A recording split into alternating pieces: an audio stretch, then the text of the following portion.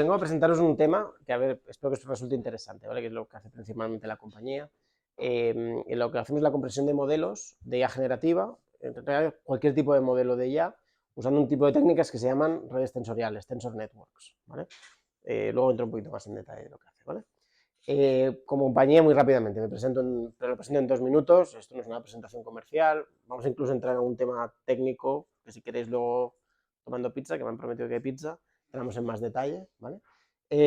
Como compañía somos 150 personas, es una startup, venimos del mundo académico. La compañía nació como spin-off del DIPC, el Centro de Física Internacional de Donosti, fundada por cuatro personas, dos del mundo académico, uno de la Universidad de Toronto y el otro del DIPC, y dos del mundo empresarial, ¿no? Que tienen un baje de banca y de marketing, ¿vale? Como empresa que nace del mundo académico, tenemos muchas publicaciones. Si buscáis a Roman Orus, que es nuestro director científico, veréis en Archive publicaciones abiertas que se pueden trastear y podéis un poco profundizar más técnicamente en lo que hacemos. Como empresa también patentamos, es una de las empresas en España que más patenta, dicho por la Oficina Europea de Patentes. Además de startup, pues vendemos, o sea, intentamos vender. La facturación del año pasado fue de 20 millones de euros. Y además, como startup que queremos crecer mucho, crecemos mucho, cerramos una ronda de inversión el año pasado de una serie A de 25 millones de euros, ¿vale? Tenemos oficinas, la sede central está en San Sebastián, pero tenemos oficina en Francia, en París, Alemania, UK, Silicon Valley, Canadá, y estamos abriendo en Italia, ¿vale? Un poco, como trabajamos un tema muy específico que ahora veremos, tenemos que estar ahí donde hay más talento, ¿no? Una de nuestras dificultades como empresa es buscar gente que sepa de la tecnología, ¿vale? Y esto siempre es complicado, ¿no? Entonces, bueno, lo que nos da muchos premios y eso, ¿vale? Me gusta resaltar el último de aquí, ¿vale? Porque tiene que estar muy relacionado con lo que os voy a presentar. Amazon Web Services tiene lo que llaman los Generative AI Cohort, que es un programa que se presenta en 4.500 empresas a nivel mundial. Seleccionaron a 80 este año. Nosotros somos una de ellas a nivel mundial que seleccionan, precisamente por el trabajo en la compresión de modelos, ¿vale? Nos dijeron, esto es algo muy novedoso, que en muy pocas empresas lo están planteando, y nos seleccionaron. Y eso nos da acceso a infraestructura de Amazon Web Services, que ahora veremos que es una de las dificultades, y seguramente trabajéis en IA, el acceso a la GPU, las GPUs es muy caro, y esto nos da acceso a máquinas, ¿vale? Nos da acceso a horas de cómputo dentro de Amazon Web Services, que nos va muy bien, nos ahorramos un dinerito, y nos da acceso a clientes, ¿vale? Nos da acceso a los clientes de Amazon Web Services, ¿vale? La empresa nació en el mundo académico, ¿vale? Usamos dos tipos de tecnologías, ¿vale? Ordenadores, algoritmos, hacemos software, ¿vale? Nosotros somos empresa de software, no hacemos hardware. Hacemos algoritmos para ordenadores cuánticos y algoritmos de inspiración cuántica, ¿vale? Entro un poquito en detalle. O sea, los ordenadores cuánticos, sabéis que son este tipo de máquinas que hay mucho hype alrededor suyo, pero realmente le llaman ordenadores cuánticos, pero son experimentos científicos, ¿vale? Un experimento de física, mejor, para que eso no vende, entonces le tienen que decir que es un ordenador, ¿vale? Pero realmente son pequeños experimentos de física donde se intentan controlar el estado de cierta materia, ¿no? Hay diferentes arquitecturas, los ordenadores superconductores de IBM, por ejemplo, donde hay una resonancia en unas juntas que llaman de Josephson, ¿vale? Que intentan que esa carga eléctrica esté en un estado determinado, y ese es el qubit físico. Hay otro tipo de ordenadores cuánticos que está basado en iones atrapados, ¿vale? Que básicamente tienes un átomo que tiene un electrón suelto por ahí, y lo que intentas es con láseres controlar el estado de ese electrón, ¿no? Que fijaros lo que estamos haciendo, ¿no? Es una pasada, o sea, somos capaces de excitar un electrón dentro de un átomo, ¿no? Entonces, el qubit es ese electrón que, dependiendo de la frecuencia con lo que lo excites con ese láser, salta de estado o no salta de estado con una probabilidad. Ese es el qubit, ¿vale? Entonces, hay diferentes arquitecturas, ahora hay como unas 8 arquitecturas distintas de ordenadores cuánticos que nos permiten construir lo que son los qubits, ¿de acuerdo? Los que son más mayores, conocéis la historia del VHS y el beta, ¿vale? Aquello que eran cassettes para ver pelis. Los que sois más jovencitos, pues no sabéis, lo busquéis en ChatGPT. Pero no hay una arquitectura concreta que nos haya demostrado mayor escalabilidad, que funciona mejor, ¿de acuerdo? Entonces, Ahora mismo hay una competición entre startups y grandes multinacionales tipo Google, tipo IBM, para ver cuál es el qubit más estable, ¿vale? Cuál es el qubit que puedes juntar más dentro del aparato y que tiene más tiempo de coherencia, ¿no? El tiempo de coherencia es el tiempo en el que este ordenador está en un estado que puedes realizar operaciones con ellos, ¿vale? Entonces, hay una competición ahora mismo entre diferentes países, entre diferentes empresas, para ver quién consigue el mejor ordenador cuántico. Pero no dejan de ser experimentos científicos, donde todo lo que hagas aquí es investigación, ¿de acuerdo? No vas a resolver ningún problema real, aunque se haga el tema del chip Google de Willow, ¿no? Que hace unas semanas o meses que creó bastante revuelo, y que dicen que hemos resuelto una operación en un ordenador cuántico que no se puede hacer en 1 trillón de años en un ordenador clásico. Es un tipo de problema muy concreto que está preparado para ordenadores cuánticos. Evidentemente, pues a un ordenador clásico es muy complejo, ¿no? Entonces, aunque hay mucho hype, realmente no hay nada que puedas resolver en producción hoy mismo con este tipo de ordenadores, ¿vale? Pero puedes patentar, puedes hacer investigación, puedes preparar a la empresa para de aquí 5 años, 10 años, cuando empieces a resolver cosas que no puedes, ¿no? Para que nos hagamos una idea, para que veáis lo cerca o lejos que estamos de esto, estos ordenadores actualmente tienen unos 150 qubits físicos, ¿vale? Ahora mismo, para conseguir un qubit lógico, que es un qubit con corrección de errores, ¿vale? Necesitas 100 qubits, ¿vale? 100 qubits físicos. Es decir, para conseguir un qubit lógico, que es de los buenos, de los que no contiene errores, necesitas 100 qubits físicos. Claro, pues si queremos llegar a 1000 qubits lógicos, necesitaríamos pues, multiplicar unos cuantos miles de qubits físicos, ¿no? No estamos ahí, ¿vale? Porque ahora mismo tenemos unos pocos cientos de qubits, ¿de acuerdo? Entonces, todavía queda un camino que recorrer y muchas cosas que hacer, ¿no? Pero sigue siendo un campo muy interesante. Luego, por otro lado, hay lo que llamamos técnicas, que es unas que hablaremos hoy, de inspiración cuántica, ¿vale? Esto suena muy fabuloso, pero realmente es básicamente, si hablamos de redes neuronales, que ahora hablaremos, las redes neuronales están inspiradas en cómo funciona nuestro cerebro, ¿no? Hay ciertos algoritmos biológicos que están inspirados en cómo funciona la naturaleza, ¿no? La ruta, enrutado de paquetes en redes, pues inspirado en cómo funcionan las hormigas, ¿no? Cómo las hormigas van recorriendo hasta que encuentran el camino óptimo entre dos puntos, ¿no? Que parece que van aleatoriamente por ahí por el campo y de repente al cabo de la hora las ves y ostras, desde el trocito de comida hasta su hormiguero va una línea perfectamente recta, ¿no? De cientos, ¿no? Pues ese tipo de observaciones de la naturaleza nos ha hecho crear algoritmos basados en eso, no son de inspiración biológica, son de inspiración cuántica, es decir, están inspirados en ciertos conceptos de los ordenadores cuánticos, pero corren sobre hardware clásico, ¿vale? Es decir, no necesitas un ordenador, pero necesitas un cerebro para correr una red neuronal, lo haces sobre una GPU, ¿vale? De la misma manera, un algoritmo de inspiración cuántica no necesitas un ordenador cuántico, lo puedes correr sobre una GPU, una CPU, ¿vale? Y esto ya de por sí, este tipo de técnicas nos traen ciertas ventajas, ¿vale? Nos traen ciertas características interesantes que podemos utilizar en algunos campos, ¿vale?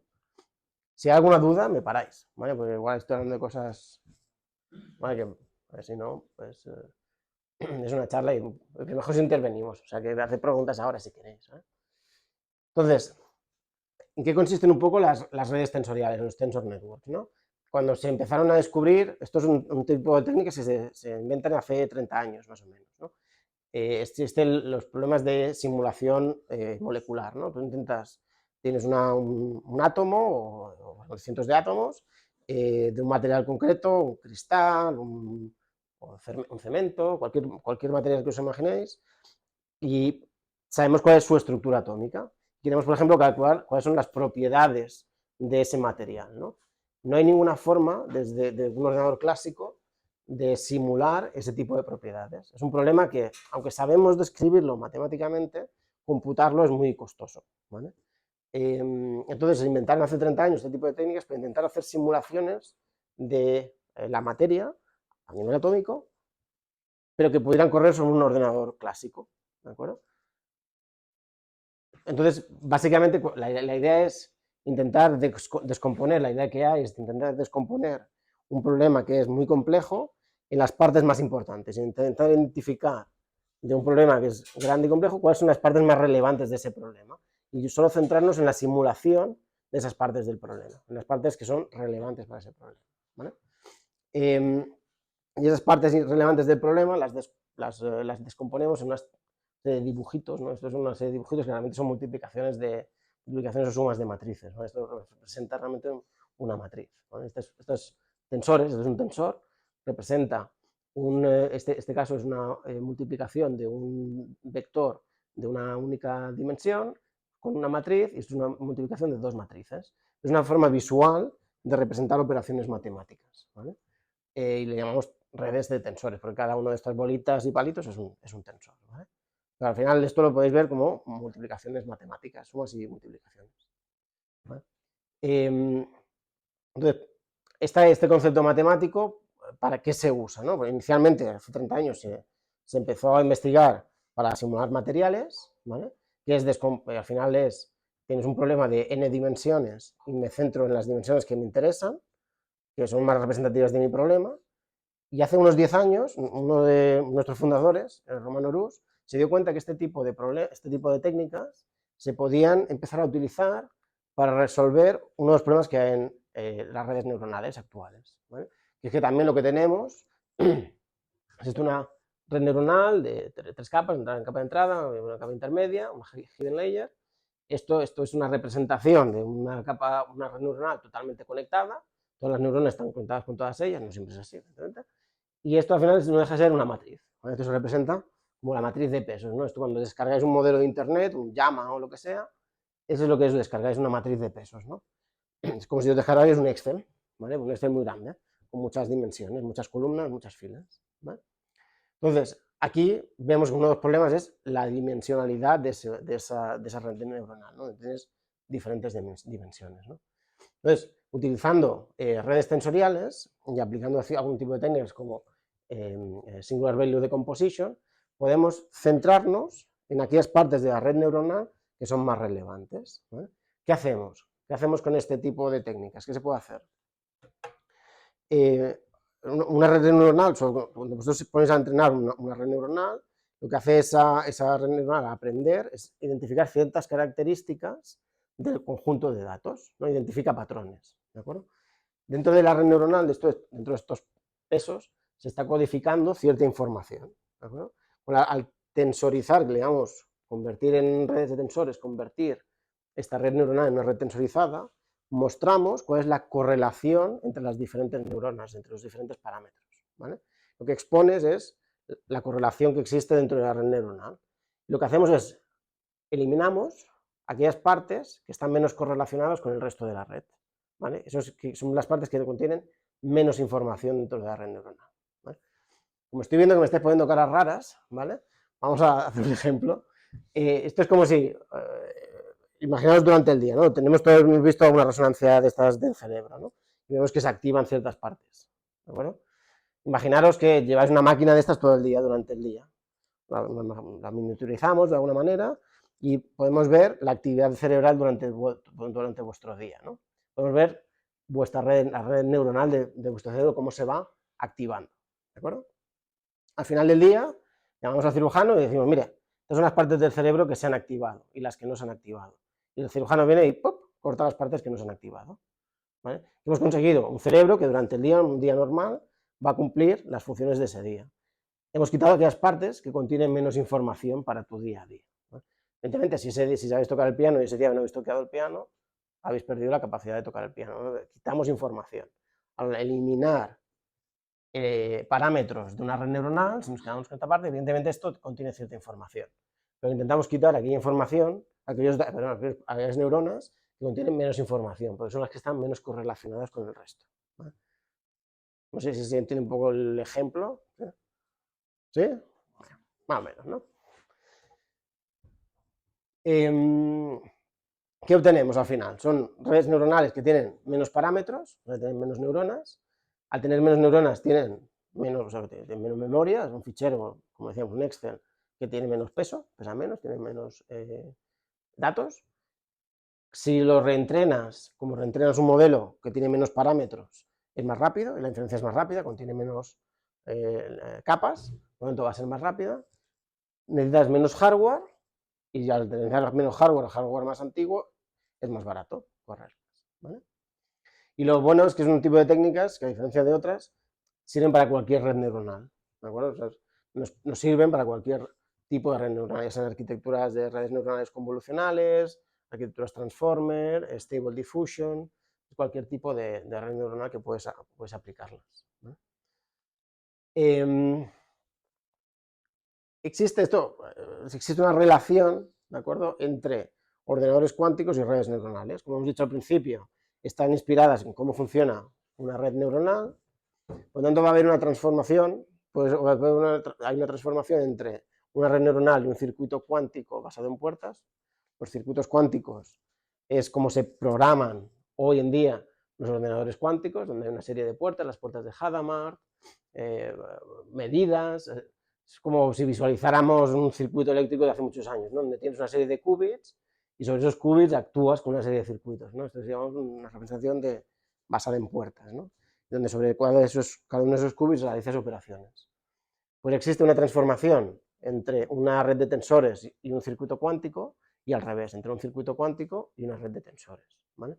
Bueno, si quieres entrar más en este detalle, por ejemplo, uno de los experimentos de IBM, el de Quantum Supremacy, que tuvo IBM hace unos meses, nuestro director científico fue capaz de simularlo usando redes tensoriales. Es decir, el experimento que IBM decía que esto no se podía hacer de manera clásica, fue simulado usando redes de tensores, mostrando que hay un camino de una red cuántica a una red de tensor eficiente, que corre sobre un hardware clásico, y el otro camino inverso, de una red de tensores a un circuito cuántico, ¿vale? ¿Esto por qué va a ser importante en unos años? Porque ahora los ordenadores cuánticos no son relevantes, no sirven para nada. Pero si de aquí 10 años tenemos un ordenador cuántico potente, podremos coger una red neuronal que esté tensorizada y parte de esa red neuronal correrla en un ordenador cuántico, ¿de acuerdo? Eso nos va a dar ciertas ventajas, tanto en el entrenamiento como en la velocidad de esas redes. Ahora mismo no se puede, ¿no?, pero teóricamente ya se están construyendo las bases para que haya esa transformación, ¿no?, de una red neuronal que solo corre en una GPU o en CPU, y que ciertas capas de esa red te las puedas llevar y ejecutarlas en un ordenador cuántico, ¿vale? ¿Y qué ganas con eso? Puedes ganar varias cosas. Una es rapidez, eso está claro.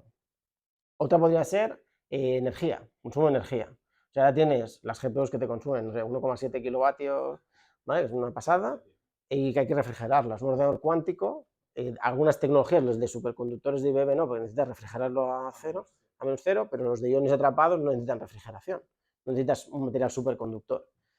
Entonces, estos consumen muy poca energía. Entonces, si eres capaz de correr parte de esa red neuronal en un ordenador cuántico, consumo de energía vas a tener mucho menos, ¿vale? Entrenamiento.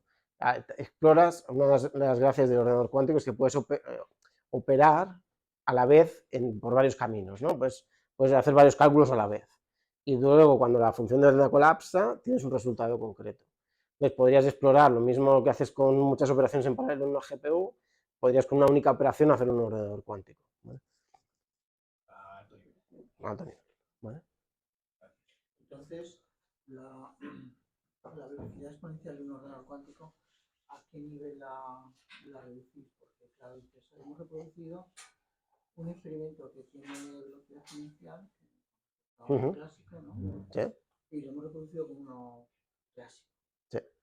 Bueno, eso o sea, a mí, obviamente, como físico cuántico me chirrió un montón porque Feynman dijo que eso no era posible.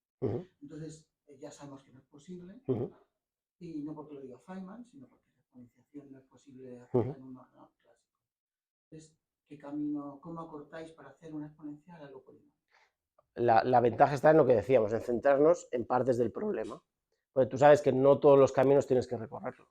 Entonces puedes centrarte en recorrer aquellos que son más relevantes para el problema que estás resolviendo. Y esa es la gracia de las redes de tensores, poder centrarte en ciertos caminos que sabes que se van a recorrer seguro. Y solo simular esos. Tú entrenas la máquina. Tú entrenas, o sea... Tú para poder decidir qué caminos tienes que entrenar la máquina. No, en este caso no hay entrenamiento. Es el ordenador cuántico el que te dice por dónde están los caminos. ¿Sabes? Cuando tú resuelves el hamiltoniano dependiente del tiempo al que equivale un ordenador cuántico, cuando tú determinas cuáles son digamos, los qubits que están hiperconectados frente a los que no están conectados. O sea, ¿cuál es la gracia? Esto lo puedes representar, esto al final son operaciones matriciales. Sí, sí. Entonces, esto lo puedes representar como una gran matriz. Y luego exponencial. No te digo que no. Vale. Pero Todo el espacio Hill. de n dimensiones, dependiendo del número de qubits. Por eso digo. 2 a la n, ¿vale? Claro, en el ordenador este de IBM, el máximo que tienen son 1024 qubits. Tienes 2 a la n. Pero no tienes que recorrer todos esos caminos con un ordenador clásico. Puedes centrarte en esa matriz de 1024 dimensiones, en ciertas partes de la matriz que sabes que son más relevantes, y solo calcular esas. Alto nivel. Pero no te va a dar el resultado exacto, te va a dar el resultado próximo. No te va a dar el mismo resultado que el ordenador cuántico. ¿Sí? Sí, claro. No. Sí, porque la función de onda va a colapsar a un valor determinado, que es lo que te va a calcular el ordenador clásico. Tú tienes un 20% de... O sea, porque es equivalente. Tú un ordenador clásico y un cuántico, un clásico puede sumar un cuántico y un cuántico... ¿Cómo? Estás restando información. No, estás restando opciones del camino que recorres. No estás restando información, porque al final el ordenador cuántico colapsa un único valor. La diferencia entre... Tienes que recorrerlos todos para estar seguro en el clásico. Un ordenador cuántico te da una probabilidad, no te da el 100%. Correcto, correcto. Entonces tú cómo obtienes el valor con mayor Lo probabilidad. mismo, es una densidad de probabilidad, la calculas de manera clásica. Lo que pasa es que centrándote en partes del camino que tienes que recorrer. Bueno, continúa. Si yo estoy escuchándote y aprendiendo. Si no, a ver, estas mismas técnicas las han utilizado otros. Puedes revisar el paper. Sí, sí. Y lo podemos, o sea, si tienes interés. Sí, yo tengo interés, pero quiero decir que... en fin, continúa. Yo te estoy escuchando. Venga. Perdón, tenía otra pregunta. ¿Cuánto cuesta tensorizar una red en términos computacionales? O sea, ¿tienes una red de N? Ahora te lo enseño. Es una de las cargas que tenemos nosotros como empresa al comprimir una red neuronal. Es los cálculos que necesitas realizar para hacer la compresión. Vale, entonces, campos de aplicación. Uno de los, hoy en día lo habéis seguido, desde el 2016 ha habido un crecimiento exponencial en el número de neuronas, en las redes neuronales, el número de parámetros de las redes neuronales. Esto ha sido básicamente porque hubo el momento AlexNet, ¿no? Que se dieron cuenta que se podían entrenar redes neuronales utilizando GPUs. A partir de ese momento se vieron que eran eficientes para resolver, para hacer las operaciones de cálculo de inferencia y de entrenamiento, y ha llevado que a la scaling law que le llaman, ¿no? Que es a más máquina, más datos, modelos más grandes, pero también con más precisión, ¿vale? Eso es la primera versión de la scaling law. Entonces, ahora hablamos de modelos que tienen 1 trillón, o sea, billones españoles, ¿no? De parámetros, de 1 trillón o 2 trillones de parámetros, modelos que son gigantes. Y lo que ha llevado también acarreado es que aproximadamente cada 4, se multiplica por 4 la necesidad de cómputo para entrenar un modelo. Cada año se multiplica por 4 la necesidad de cómputo para entrenar estos modelos, ¿vale? Entonces, evidentemente, para la misma capacidad, ahora estamos hablando, hace poco, el momento DeepSeek, ¿no? Hemos escuchado ese modelo famoso chino, que para el entrenamiento cuesta mucho menos. No, estás entrenando un modelo que fue frontera hace 6 meses. Los modelos fronteras actuales, vas a necesitar 4 veces más de capacidad de cómputo el año que viene para entrenarlos. Los actuales vais reduciéndose la capacidad de cómputo que se necesita, ¿vale? Pero en general, si queremos aumentar la capacidad de una red neuronal, tenemos que aumentar el número de parámetros. Eso lleva que necesitamos GPUs más potentes, con más memoria, y lleva también, por un lado, que ha habido en los últimos años una concentración, pues son chips cada vez más especializados, y lleva que esa especialización hace que los ciclos de desarrollo han sido cada vez más rápidos, y por lo tanto se ha ido concentrando el poder en unas pocas empresas, ¿no? Y actualmente el 80% de la producción mundial de chips viene de Nvidia, y algunas empresas tipo AMD o otras Amazon que está intentando sacar el Trainium, otro tipo de arquitecturas, pero vaya, ha habido una concentración y eso está generando un cuello de botella, ¿no? Y pues hay un proveedor que puede marcar precios en el mercado, ¿no? Este crecimiento ha tenido una serie de consecuencias, ¿no? A nivel mundial. Entonces, ¿qué es lo que intentamos nosotros? El problema que atacamos aquí es la eficiencia. O sea, creemos que las redes neuronales están sobreparametrizadas y que son poco eficientes, ¿no? Y entonces el problema que atacamos es la eficiencia de las redes neuronales. ¿Cómo lo hicimos? Hace 1 año y medio aproximadamente sacamos un paper, bueno, voy a poner ahí la referencia, ¿no? Lo que buscamos es la arquitectura transformer, qué capas de la red neuronal podemos tensorizar y ver qué impacto tiene en el número de parámetros, ¿vale? Entonces, uno de los primeros experimentos fue tensorizar las capas feed-forward de la red neuronal, ¿vale? Y ver qué ventaja teníamos. Entonces conseguimos, está aquí el paper, perdón. Si podéis revisar el resultado, lo que conseguimos en aquel momento era el estado del arte, el modelo de estado del arte era el llamado 7B, de 7.000 millones de parámetros, llamados de 7.000 millones de parámetros. Conseguimos reducir un 70% el número de parámetros, o sea, nos quedamos únicamente con el 30% de los parámetros originales de la red neuronal. Las capas que no podemos, de la red neuronal que no se pueden tensorizar, las cuantizamos, por lo tanto conseguimos una reducción del tamaño de la memoria del 93%. Es decir, pasamos de un modelo de más o menos 24 gigabytes a un modelo de 2,3 gigabytes, ¿vale? en memoria. Y de 7.000 millones de parámetros, pues a 2,4 mil millones de parámetros, ¿vale? Con una pérdida de precisión, dependiendo de la métrica que se usara, entre el 2 y el 3%. Aquí utilizamos métricas tipo BullQ, MMLU, Math, no sé qué. Hay una serie de métricas estándar que se utilizan, ¿no? Entonces comparamos el modelo original contra el modelo comprimido y lo que vemos es que incluso reduciendo el 70% el número de parámetros de una red neuronal, la pérdida de precisión es muy pequeña. Eso lo que nos da una idea es de cómo de ineficiente es esa red neuronal, porque contiene información que es redundante, ¿vale? Esta reducción del número de parámetros y de memoria nos lleva a que los costes de reentrenamiento de la red neuronal caen, igual también los tiempos de inferencia. Al tener una red neuronal más pequeña, que no tiene ciertas capas o que no tiene ciertos parámetros en una capa, el tiempo de inferencia también se reduce. Y la velocidad aumenta un 25%, ¿vale? O sea, tenemos una red neuronal que es más rápida, ¿vale? ¿Qué significa el 70% del Bien, aquí lo que intentamos medir fue, si tú usas técnicas clásicas como cuantización, la cuantización en una red neuronal es, tú sabes, tienes floating point 32 bits, ¿no? O sea, floating point de 32, es que el número en coma flotante lo representas con 32 bits. Tú puedes cuantizar ese número a 16 bits, o sea, utilizas menos decimales, ¿no? Esa cuantización hace que necesites menos memoria. Es una técnica clásica que se llama cuantización. Que puedes llegar hasta int 8, ¿no? Realmente números muy pequeños, representan el mismo número con muy poca precisión, ¿no? Entonces la precisión. Eso tiene un efecto en la red neuronal. Entonces tú puedes descargarte un llama 3 de 405 billones de parámetros, cuantizado a int 8, y te ocupa mucho menos que el original, pero la calidad del resultado, de la respuesta, es mucho más baja, ¿vale? Tienes otra técnica clásica que se llama pruning, ¿vale? Que es una especie de, lo que hacemos algo parecido, es eliminar partes de la red neuronal, pero no es quirúrgico, elimino la mitad de la red neuronal y a ver qué pasa, ¿vale? Y luego tienes otro tipo de técnicas como destilación de conocimiento, knowledge distillation, ¿no? Que tienes un modelo grande y entrenas un modelo más pequeño, una arquitectura más pequeña a partir del modelo original, ¿no?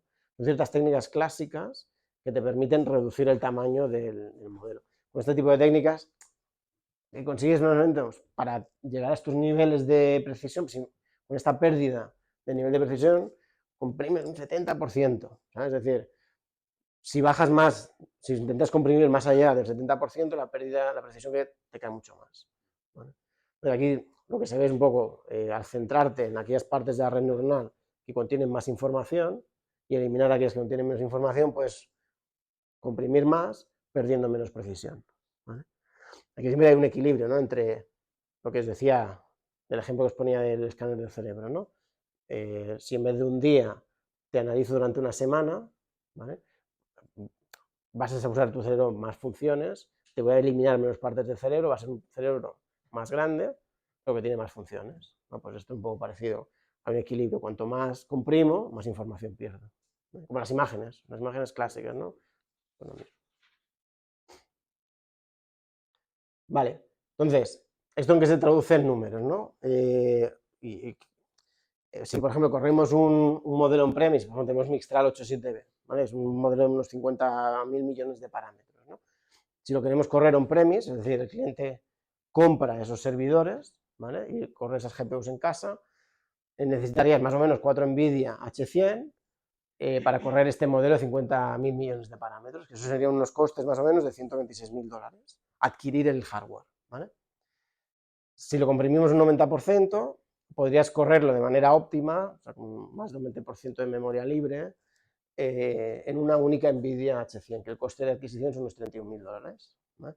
Y es un factor de 4 veces de reducción de costes, simplemente por utilizar compresión, ¿vale? Para un LLM, ¿eh? Ahora os daré otro ejemplito. Si utilizas un proveedor cloud tipo AWS, el mismo modelo necesitarías unas instancias de tipo P5 que se llaman, que son 4 NVIDIA H100. Si lo comprimes un 90%, podrías correrlo una P4 de manera óptima, que son 8 NVIDIA H100 de $32 la hora, ¿vale? Estamos viendo ya un factor de reducción de 98 a 32, ¿vale? De costes, por correr el mismo modelo con una precisión similar, ¿vale? Esto es una cuestión de reducción de costes, ¿no? Lo que decíamos al principio, qué impacto tiene a nivel de empresa, ¿no? El poder comprimir modelos, ¿no? Ahora os enseñaré un ejemplo con técnicas clásicas, también. Pero tampoco no es únicamente hacer un modelo que corra más barato, es que ciertos casos de uso no tienen sentido a según qué precio, ¿vale? Entonces, clásico caso de uso que la gente explora es el customer support, ¿no? El soporte al cliente, ¿no? De típico chatbot de que da algún tipo de respuesta y tal. Claro, si tú necesitas un modelo y cuesta $98 la hora, pues casi mejor que lo subcontrates, lo externalices, ¿no? Porque a $98 la hora no te salen las cuentas. $98 la hora no cobra nadie, ¿vale? Sin embargo, si lo puedes bajar, ese chatbot, el coste por hora de con esa máquina, lo puedes bajar a 8 euros la hora, 8 dólares la hora, ese caso de uso empieza a tener sentido. O sea, no es únicamente reducir costes, también es una cuestión de hacer rentable ciertos casos de uso, que es uno de los problemas que hoy en día con la inteligencia artificial, ¿no? Sobre todo con la IA generativa, que es difícil que el caso de uso salga, porque cuesta mucho correr este tipo de modelos, ¿vale? Todos los proyectos, perdona, se hacen serverless. Haces la llamada y te devuelven. No sueles hacer eso, ¿no? No sueles pagar un 4 medias para montar ese modelo, simplemente haces las llamadas a la pilla. Pues te cobran por ese hardware, sí, ¿no? sí. Bueno, o sea, te lo cobran si lo montas tú. Si tú haces simplemente las llamadas, no. Te cobran las llamadas, pero no las 4 H100 por hora, ¿no? Bueno, pues están repartiendo el coste entre miles de usuarios.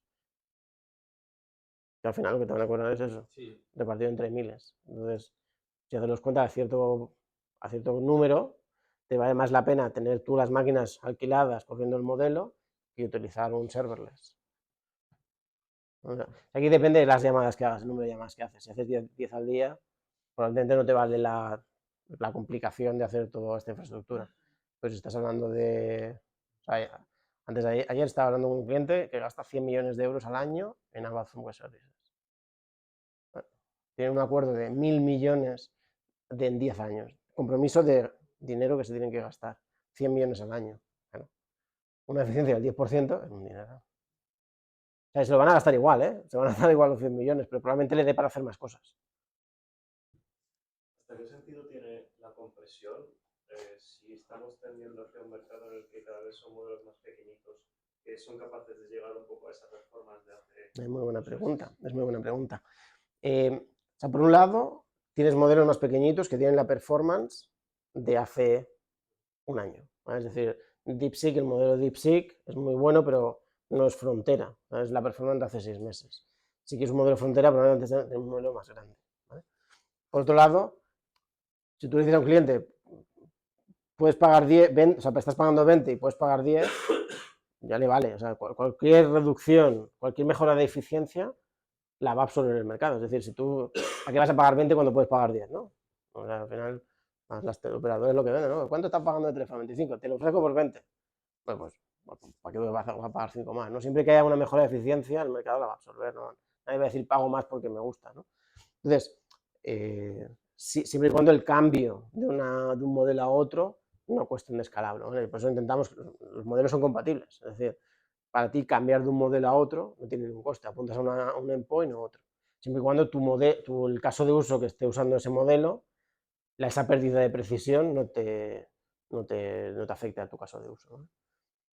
Entonces, bueno, el mercado, o sea, hay una cosa que está un poco manoseada, ¿no? Es la paradoja de Jevons, ¿no? Que se inventó hace unos años, William Jevons, sacó la idea de que cuanto más eficiente es un recurso, y él hablaba de la energía eléctrica, la idea es, o sea, si bajamos el precio de la energía eléctrica, bajará el consumo, ¿no? La gente lo usará menos, pues pagará menos, ¿no? Pero es al revés, cuanto más bajo, más eficiente, menos coste, más eficiente es un recurso, más aumenta el consumo, ¿no? El coche, la gasolina, ¿no? Cuanto más menos coste la gasolina, más usas el coche. No es al revés, no es, pues pago menos al final de mes. No, lo que hacemos es usar más. Pues esto es lo mismo, cuanto más eficiente sea un modelo, más casos de uso van a ser rentables y más uso va a haber. Por lo tanto, todo lo que sea mejora de eficiencia, yo creo que el mercado la ve positiva. Entonces, si tú sacas un modelo de 4 billones, 4.000 millones de parámetros, y yo te lo hago pequeño en 2.000 millones, ¿cuál vas a pagar? Pues ya está. Bueno, el razonamiento que hacemos. ¿Vale? Entonces, bueno, un poquito los pasos de compresión, ¿vale? Cuando hay un modelo de este estilo, lo primero que se hace es un análisis de la sensibilidad de cada capa a la compresión, es un proceso iterativo, ¿vale? No es lineal. Lo primero que se hace es, se analiza, tenemos que conocer la arquitectura del modelo, ¿eh? O sea, no podemos trabajar con APIs, o sea, no podemos comprimir ChatGPT, ¿vale? Tienes que tener acceso al modelo en sí mismo, la matriz de pesos, ¿vale? Lo que se hace es, y tenemos que conocer la arquitectura, hay un proceso interno de ingeniería, de entender cómo está la arquitectura del modelo, cómo está, pues no sé cuántas capas de attention hay, cosas de este estilo, ¿no? Entonces se analiza para cada capa cómo le afecta la compresión, cuánta precisión pierde ese modelo si yo comprimo esa capa, ¿vale? Es lo que llamamos el profiling, ¿no? Entender cómo nos afecta la compresión cada capa. Luego está la parte en sí misma que llamamos la compresión usando redes de tensores, que es eliminamos ciertas capas que no son necesarias porque no afectan, no tienen mucha información y no afecta la precisión del modelo tanto, o ciertas partes de esa capa, ciertas neuronas dentro de esa capa, ¿no? Y luego, como estamos, esto también lo explico de una manera escatológica, con el ejemplo este del cerebro, si yo os corto el cerebro, pues igual perdéis un poquito el habla, ¿no? Cuando hay un accidente, alguien tiene un accidente en el cerebro, pierde el habla, pero con terapia recupera la capacidad de hablar, ¿no? Las redes neuronales tienen también esa plasticidad. Las redes neuronales artificiales tienen plasticidad. Entonces lo que hacemos es, una vez hemos cortado cierta parte del cerebro, hacemos un proceso de healing, ¿vale? Donde hay un pequeño reentrenamiento con un conjunto de datos para recuperar partes de las correlaciones que se han perdido, ¿vale? Es como terapia, ¿no? Hemos perdido el habla, pues lo reentrenas ese modelo con un poquito de datos específicos para lo que está resolviendo, para el caso de uso que está resolviendo, y recupera la capacidad, el modelo recupera la capacidad. Es un modelo mucho más pequeño, ¿vale? Y luego de aquí puedes aplicar técnicas clásicas de cuantización, knowledge distillation, las que hablábamos antes, ¿no? Un paso adicional que se puede aplicar, ¿no? Otras técnicas clásicas. Son compatibles, o sea, no hay incompatibilidad, puedes aplicar varias técnicas, ¿vale? Casos de uso, ¿no? Os doy un ejemplo concreto de un cliente. En este caso es un modelo de visión por computador, es una red neuronal convolucional, ¿vale? En este caso tenemos un cliente que tiene una imagen satelital, son imágenes satelitales, que cubre, son varias imágenes, pero imaginemos que es una única imagen de 670.000 kilómetros cuadrados, ¿vale? Una superficie de la Tierra muy, muy grande, ¿vale? Una resolución de 10 centímetros por píxel. Cada píxel de esa imagen representa 10 centímetros, ¿vale? Y un tiempo de refresco de cada 4 horas, o sea, cada hora tienes 4 imágenes, o sea, tienes esa imagen masiva cada 4 horas, o sea, 4 cada hora. Y además la tienes en 3 bandas, ¿no? Banda visible, infrarroja y el radar de apertura sintética. Que bueno, es una especie de imagen de rata, ¿vale?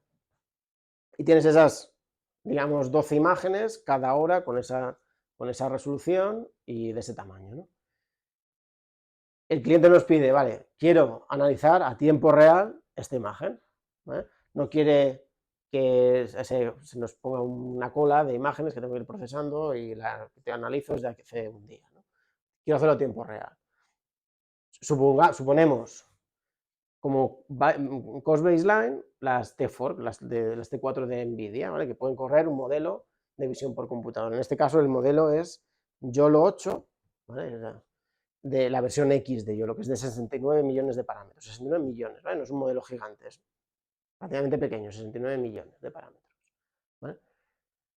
y el cliente impone 3 restricciones. Este es un caso real de defensa donde el cliente impone tres restricciones. No quieren pérdida en precisión, es decir, no quieren perder ninguna precisión. El modelo quiere que sea igual de preciso el modelo original al modelo comprimido.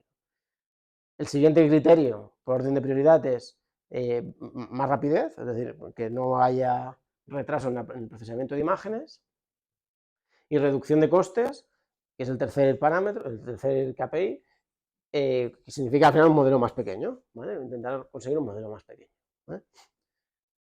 Conseguimos, en este caso, para este modelo YOLO V8X, fuimos comprimiendo hasta que la precisión empezaba a caer, entonces dejas de comprimir, ¿vale?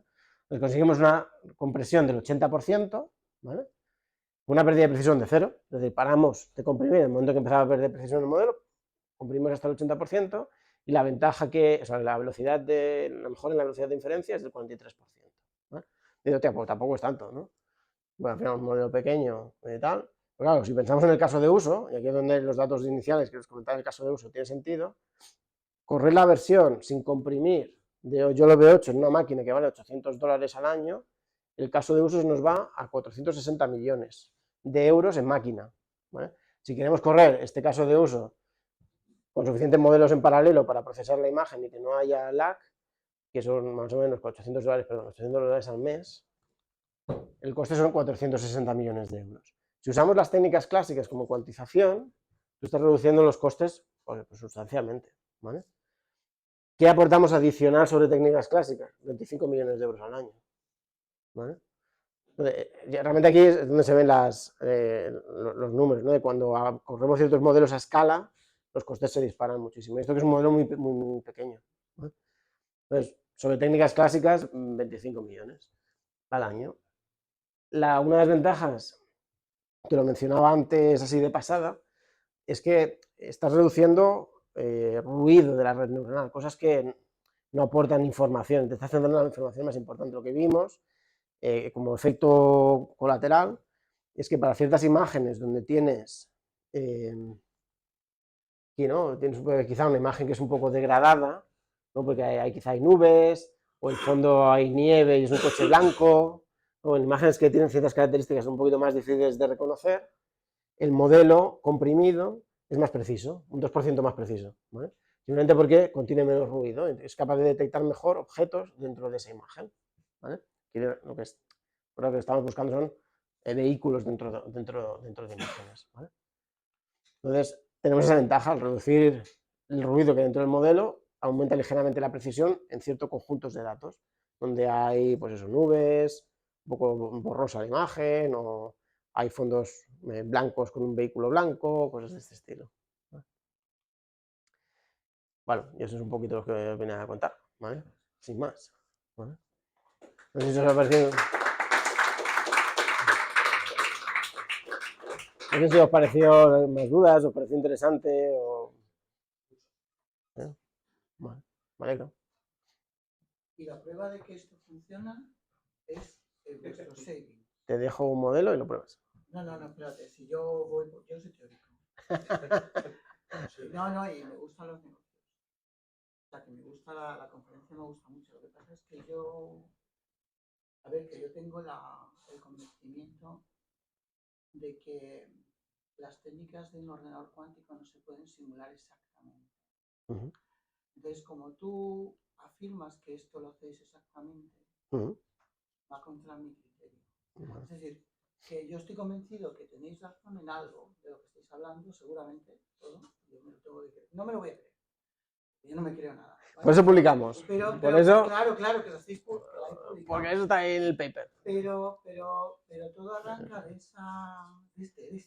O sea, efectivamente, Orosz descubrió, bueno, se dio cuenta de que una red tensorial equivalía a una red neuronal, todo esto, ¿no? Lo que me habías dicho.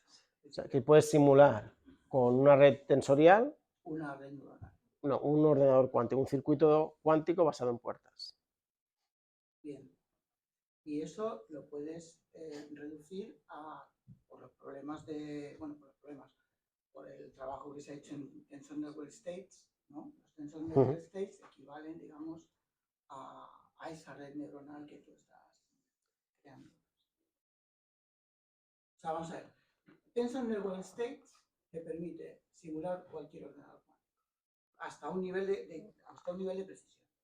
Correcto. Digamos que tú con un 20% del espacio de Hilbert resuelves el 80% del problema, digamos, ¿vale? Algo así. Bien, y tú lo que dices es que, o lo que decís en vuestra empresa, es que todo, basándote en esas técnicas, tú puedes simular una red neuronal. Puedes simplificar una red neuronal, quedarte con las partes que representan mejor. Utilizando las técnicas Tensor Network States de un ordenador cuántico. Tensor Networks. Lo que habéis aprendido en Tensor Networks, ¿Sí? en simulación cuántica, ¿no? Esto es una simulación. Sí, o sea, tiene relación, pero no es una simulación cuántica. No estamos haciendo una simulación cuántica. Estamos aplicando. Tú tienes aquí esa matriz de pesos. Tú puedes centrarte, cuál es la parte de la matriz que es más relevante para este problema. Y me quedo con esas partes de la matriz. Y el resto lo ignoro. Lo pongo a cero. No lo utilizo. Entonces, esa simplificación, el quedarte con lo más importante, es en una red neuronal lo que se codifica en esos pesos son ciertas características del conjunto de datos de entrenamiento, ¿no? Pues en redes de visión por computador, no sé, perfiles que representan una nariz o ojos, ¿no? Entonces, las capas representan cierta información. Entonces te quedas con la parte de la red neuronal que tiene más relevancia para el problema que estás resolviendo, contiene más información y el resto lo eliminas. Eso es lo que hacemos, es centrarte en ciertas partes y esas son las que no eliminas, esas las que dejas.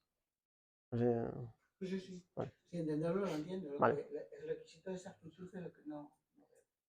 O sea, yo no veo que esto tenga que converger necesariamente. No necesariamente.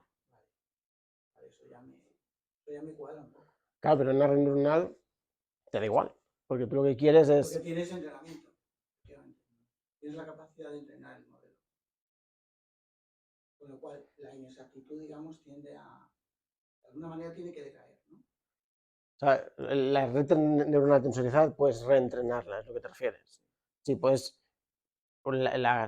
digamos, las partes de la red de las que te has quedado, pues volver a reentrenarlas y recuperar ciertas correlaciones dentro de esa red.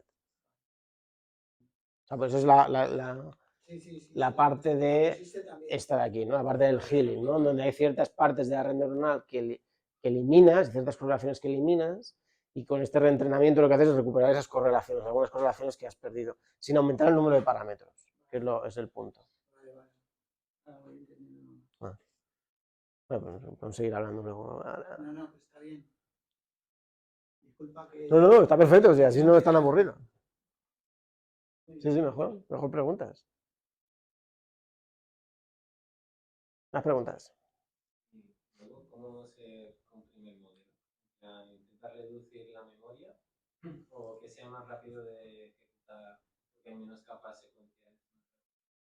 Claro, la compresión lo que haces es, puedes eliminar ciertas capas totalmente, porque en este estado aquí, en esta etapa de aquí, te das cuenta que no te mejoran la precisión del modelo, que son redundantes, o son redundantes para ciertas funciones, pero no para la que estás intentando analizar. Entonces puedes eliminar esa capa, o ciertas capas, puedes representar la misma matriz con una matriz más pequeña. Entonces quitas neuronas dentro de una capa. Un problema sería eso, que si haces una capa más pequeña, sigue siendo secuencial y no estás usando del todo la gráfica. Correcto. No mejorarías el tiempo de inferencia, pero mejorarías el consumo de memoria, porque tienes menos parámetros, eso es correcto. O sea, la velocidad viene, la mejora en la inferencia viene por tener menos capas, y digamos, una de las mejoras de memoria, reducción de memoria, viene porque no tienes menos capas, menos parámetros, una capa con menos parámetros. Sí, bien visto. Luego no estoy muy seguro de qué diferencia había entre comprimir un modelo o entrenar un modelo destilado a partir de un más grande. Vale. Imagínate la MA 405B. si quieres comprimirlo o usar el Llama de 70B que se ha diseñado. Vale, es buena pregunta. Tú al hacer la compresión también puedes optimizar ciertas capas. Puedes decir, imagínate, tú tienes una ventana de contexto de 128.000, ¿no? Tú en tu modelo, tú entrenas el Llama y tienes el original o el destilado, tienes igual una ventana de 128.000, ¿vale? En ambos casos. Pero tú dices, para mi caso de uso no me interesa una ventana de atención tan grande, me interesa quizá entender los primeros 1000 tokens o 2000 tokens. Entonces podemos comprimir las capas de atención y decir, yo tengo un modelo que no tiene esa ventana de atención tan grande, va a ser mucho más rápido procesando el contexto, pero pues no tiene una ventana de atención tan grande, eso no lo puedes hacer con una destilación, porque la destilación, el modelo hijo, digamos, el que vas a entrenar, no cambias la arquitectura del modelo y estás modificando la arquitectura. Y puedes llegar a ese tipo de optimizaciones que no podrías hacerlo con knowledge distillation, por ejemplo. Y luego se puede hacer una cosa inversa. Si tú sabes que hay ciertas neuronas que se activan más que otras, a la hora de entrenar el modelo, ¿no sería mejor desactivar las que se activan más? Y así eso es parecido a lo que en la Mixture of Experts, ¿no? Que solo durante inferencia solo activas ciertas partes del modelo. Sí, pero esos son como bloques. Y lo que hacéis vosotros es ciertas neuronas específicas. Como sabéis que son las que más se usan, quitáis las otras. Pero podéis desactivar las que más se usan y así las otras se entrenan más y luego tienen más utilidad. No sé si acabo de entender. A ver, otra vez, repita.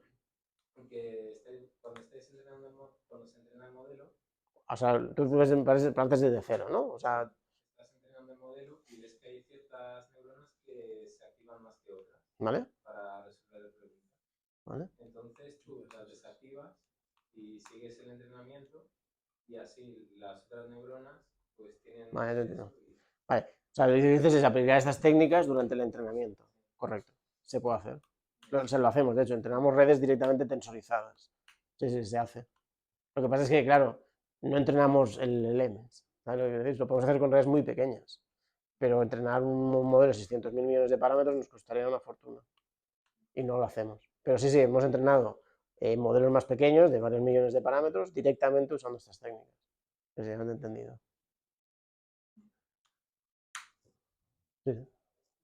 Estas técnicas de compresión son de algún modo reutilizables entre problemas. O sea, quiero decir, lo que aprendes de una compresión que aplicas a un problema concreto, o sea, puede ser modelos de visión, por ejemplo, de imágenes, reconocimiento de imágenes.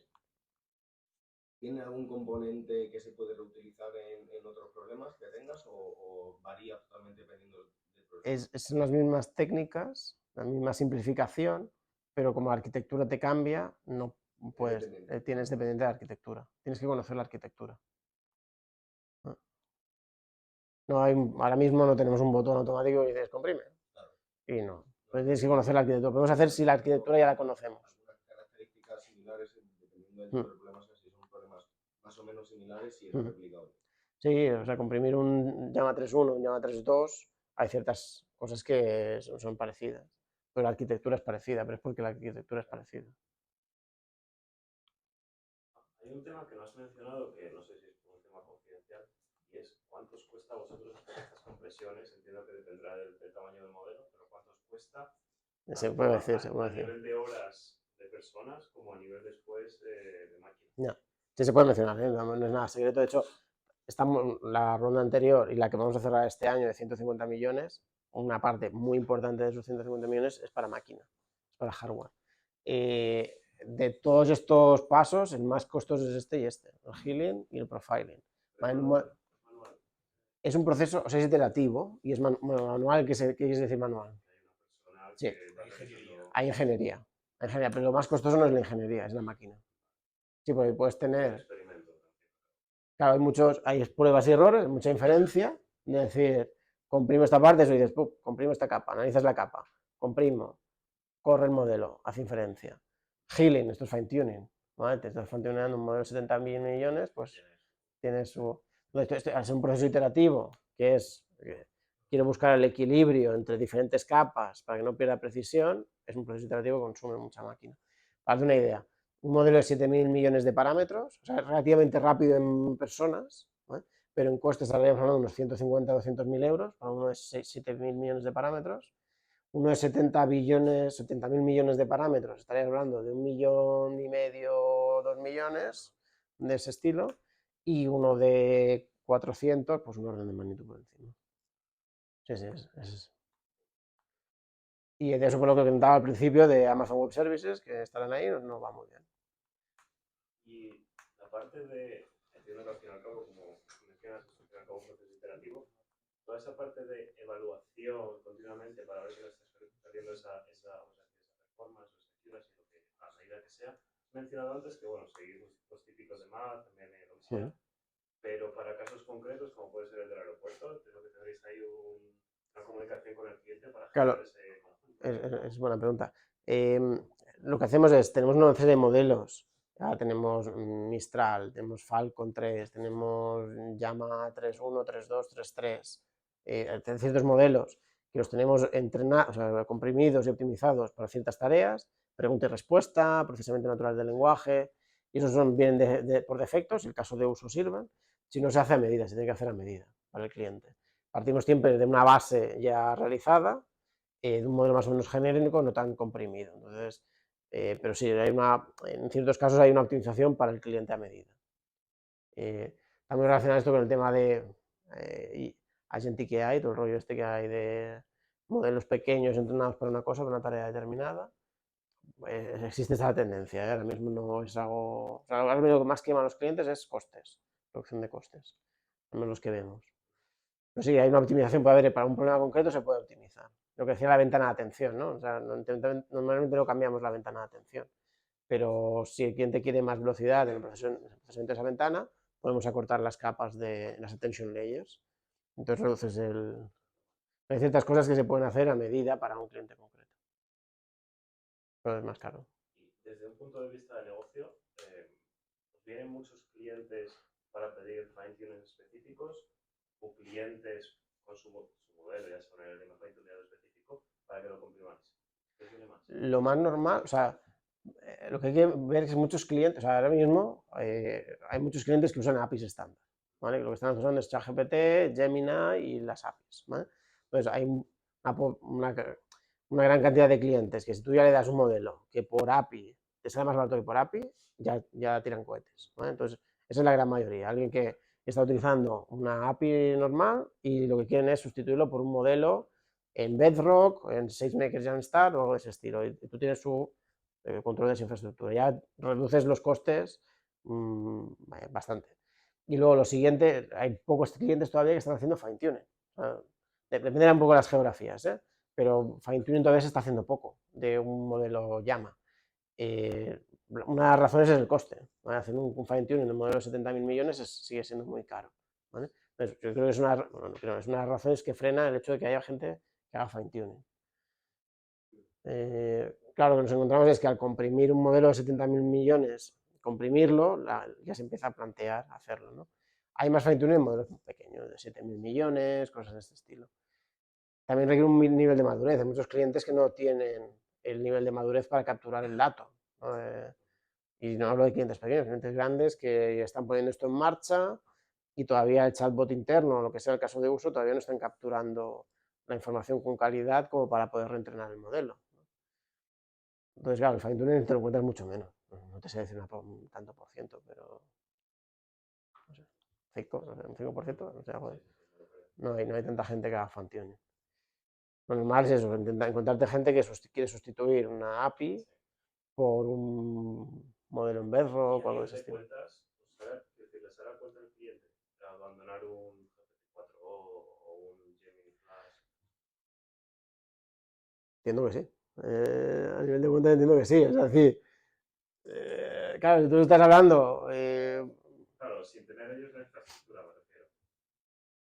Sí. Hacer la llamada a la API en vez de tener nuestro modelo tensorizado en máquinas propias. No, pero lo puedes correr esto en Bedrock o lo puedes correr en Jamstack, en la infraestructura propia del cliente. Estás pagando, vamos a decir, directamente el coste, entiendo, de la máquina. Sí. Bueno, O sea, en Bedrock puedes pagar por token o puedes pagar por instancia. Entonces, claro, tú vas por token igual. Ese fine tuning luego se outsourcea mucho en Filipinas, Venezuela, y ahí sí hay mucha gente, hay como granjas donde entrenan. Entonces,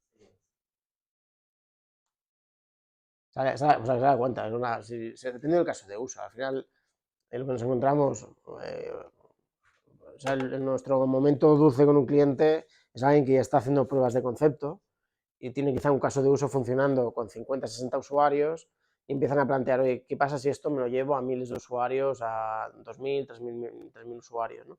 Empieza a hacer números, ¿no? La API, ¿cuánto me saldría? Pues tiene un sistema RAC, igual está usando 2.000 documentos y quieren pasar a usar 5.000 o 6.000 documentos, ¿no? Y entonces aumenta el número de consultas. Entonces, claro, hay que ver un poco cuál es el caso de negocio, ¿no? Para ese cliente. Entonces, en ciertos sentidos, haciendo sus casos de uso, ChatGPT es suficiente, la API de ChatGPT, para cierto otro tipo de problemas, no. Un poco el caso de uso es lo que manda en qué situaciones tiene sentido o no. ¿Vale? También es una tecnología muy poco tiempo, o sea, no sé, realmente llevan, no sé, 2018 el paper, pues realmente en producción lleva un año o dos, ¿sabes? Todavía hay clientes, incluso representantes muy grandes, que llegas, explicamos y nos dicen, todavía es pronto, ya hablemos de aquí 5 meses o 6 meses. ¿Sabes? Y nos dicen, pues ahora estamos más centrados en desarrollar un producto estable internamente, una herramienta estable que funcione, que en optimizar costes. ¿No? Pues dices, bueno, de aquí 6 meses hablamos. ¿No? Todavía no nos encontramos. ¿Ya? ¿Sí? ¿Vale? ¿Qué tipo de capas de una red se pueden visualizar con nuestro algoritmo? O sea, has hablado de las hardware layers, pero en mi parte de visión no sé si aplicaba también a una... Esa parte esa respuesta me la reservo. Eso sí que es parte de la IP. Eso sí que, eso lo publicamos todo. Yo creo que ahí si vas al... Hay dos referencias. Yo creo que estas diapositivas se las pasará. Si vas a este paper, te da una idea de lo que se hizo con Llama 2 y este de visión por computador te da una idea de lo que se hace con las convolucionales, las neuronas convolucionales. Pero evidentemente no está todo ahí. Pues,